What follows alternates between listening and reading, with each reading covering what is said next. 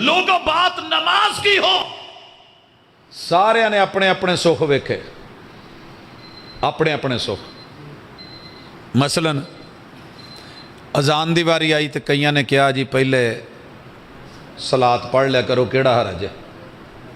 अज ही तुहाडे इत्थे बैठिया मैं एक पार्टी नूं कहा, खाना हले लेट सी ते लेकिन वो खीर वाली पई सी रंग बरंगी जिहड़ी है ना डिश।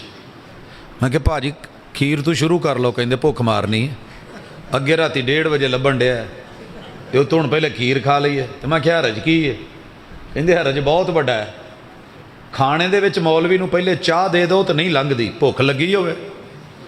11 महीने खपिया तो समझाया नहीं समझिया। आखिर एक दिन मैं कालजों चुक लिया, मैं क्या अज प्रोग्राम ते चलीए, कहंदे जी चलो पहले फोन कर दो, खाना पहले खाना। मैं क्या जी मेरे मसलक च ये नहीं लिखिया, जे वो सद लैन मिंबर ते तो पहले मिंबर ते जाना। डायरैक्ट गए, गुफ्तगू की, अगलियां दा फोन आउण डिया सी। मैं क्या बवो, कहंदा यार को, मैं क्या थोड़ा सबर कर। अगले प्रोग्राम ते गए, फिर तकरीर, खाना फिर कोई नहीं। जो तीजे ते पहुंचे ना, मैं फोन किया जी प्रोफैसर साहब नूं भुख बहुत लगी, बड़ी वड्डी कुरबानी दी तो खाना लाओ, नाल छोटा जिहा मैसेज करता है। वो जो गए तो अगे खीर पई होवे नाल चाह दे कप। मैं क्या प्रोफैसर साहब शुरू करो, कहंदा एक तो नाश्ते च भी रहे, दोपहर के खाने च भी रहे, रात का भी टाइम लंघ गया, तो हुण भी तू पहले चाह मत्थे मारन लग्या। तो मैं क्या हरज की है, पी लो। कहंदा नहीं यदी तरतीब एंड ते वे, बाद वालियां चीज़ां पहले क्यों। तो मैं क्या भाजी जे सोहणे मदीने वाली सरकार ने अजान पहले तो दरूद बाद च पसंद किया है, तो उत्थे कहना हरज की है, तो इत्थे की हुंदा, इत्थे भी रौला यही है। तो चल पी चाह ते खा खीर ते बाद च रोटी वेखांगे। इत्थे तेरी भुख मरदी, उत्थे सुन्नत नहीं मरदी। बात नीयत की आई, अल्हम्दुलिल्लाह मेरा मसलक जा पूरी जिंदगी गुजर गई है। पिछली सदी दे 3 अशरे ते एदा तीसरा अशरा लग चुके है। मैं सिर्फ इन्ना क कहना चाहना वीरिया, मुहब्बत नाल एक गल ते दस, जा हाले भी तेनों किते 2 रकात 3 रकात 4 रकात दे लफज अरबी जुबान च इमाम मालिक तो, इमाम अहमद इब्न हंबल तो, इमाम शाफी तो, इमाम अबू हनीफा तो लभ जान, तां भी लै आवी। नहीं तो साडा तो एक ही मुतालबा हुंदा कि सोहणिया तू ये लफज किते विखा दे, मसीत तेरी होएगी तो आन के, जे नीयत मैं ना करा तो भाभी ना आखी, तो जे ना लभे तो फिर मैं ये भी नहीं कहना कि चपनी च पानी, मैनू नहीं ये गल्लां आउंदियां। तो मैं ये भी नहीं कहना कि एक दफ़ा इदां कर दो, मैं ये भी नहीं कहना। बस फिर इन्ना वेख लेना कि यार करन की डै। इसे तरह बात फातिहा की आई, सारी दुनिया ने कहा मुंह में कोयले पड़ेंगे। असी क्या सजना पढ़िया करे दे बगैर नमाजा नहीं होंदियां, नमाजा नहीं होंदियां। मैं एक मौलवी साहब ने उन्होंने मोटरसाइकिल कढ़ा के दी, तो उन्होंने कहा भी सारा कुछ कर ली, हर चीज़ पाई, ये मोबाइल नहीं पाना,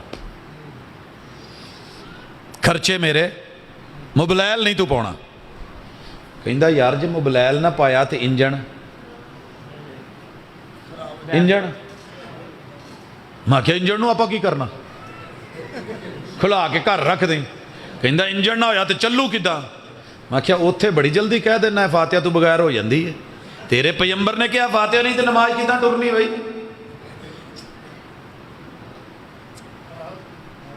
मिसालां बड़ियां सी, यारां नूं जे समझ आउंदी तो दुनिया च बड़ा कुछ कहो। हाँ इतों किसी मौलवी नूं भी जदों जिंदा माशाअल्लाह जुत्ती चुकी जाए तो उन्होंने कहो पैदल जा, हुण इदां तो नंगे पैरी जा, वो दवो जुत्ती पहले इत्थे टोरा नहीं पैना। अरे तेरे मुस्तफ़ा की मिसालें कोई इतनी गिरी हुई चीजें नहीं थी कि तेरे दिल में जो जब आया, कभी तूने रफल यदैन को घोड़ों की दुम बना दिया, कभी गिरते हुए बुत दिखा दिए, कभी तूने कुछ कर दिया, कभी कुछ कर दिया। एडा ही माड़ा काम है। आ वेखो ना जी टिशू का डब्बा इत्थे वे,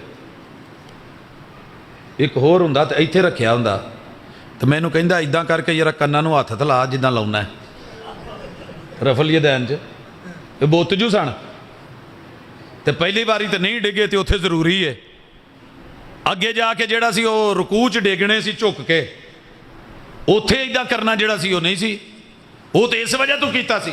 आ शुरू वाला की सी, बड़ी यार अजीब गल नहीं, ला हाँ यार कन्ना नूं हथ, तो उदा ला जिदा लाउना है।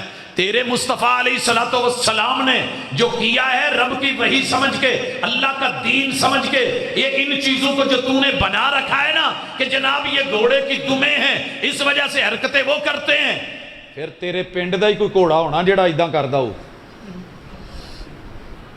साडे तो नहीं करदे इदां, असीं तो बड़ी दफा वो इदां ही करन डे हुंदे, ते ओही मना कीता सी जदों इदां बह के कहंदे सलाम अलैकुम भाई, तुहानूं भी सलाम अलैकुम, क्या ये काम नहीं करना तशहुद दे सलाम च, और सारे आइमा उत्थे ही लेके आए।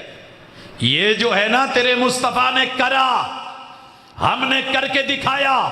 रफा यदैहि हज़्व मनकिबैहि औ इला शहमति उदुनैहि, हथेलियों का रुख किबले की तरफ। अल्हम्दुलिल्लाह मेरे मसलक की पहचान है, सारी दुनिया रोकती रही, हमने किया।